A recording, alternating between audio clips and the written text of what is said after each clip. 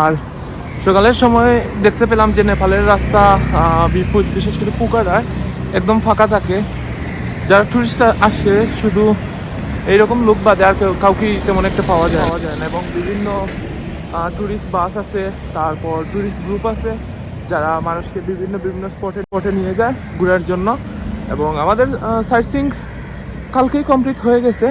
আজকে বিকাল পর্যন্ত ফ্রি আছি নেপালে পোখারা, তাই ভাবলাম যে সকালের দৃশ্যটা দেখি কেমন। এবং সকালে এই 2-3 দিন তেমন একটা সকালে উঠে শহরকে দেখতে পারি নাই, কারণ 2-3 দিন আমরা সাইট সিইংয়ে অনেক ব্যস্ত ছিলাম। এবং সকালে গেছে কালকে ঘুম থেকে উঠছি আমি সকালে প্রায় 4:30-এ উঠে 5টার সময় আমরা আমাদের ওই যে সানরাইজিং ভিউ পয়েন্ট আছে ওইটার উদ্দেশ্যে চলে গেছি। এখন খুঁজতেছি রেস্টুরেন্ট। এখানে একটা রেস্টুরেন্ট ছিল, ইন্ডিয়ান রেস্টুরেন্ট, যেটা গেছে কালকেও খেয়েছিলাম। বাট অনেক আছে যারা খেতে পারে না ইন্ডিয়ান রেস্টুরেন্ট বা এইগুলো, বাট আমার তেমন একটা সমস্যা হয় না, ইনশাল্লাহ যে কোনো রেস্টুরেন্ট হলেই হয়।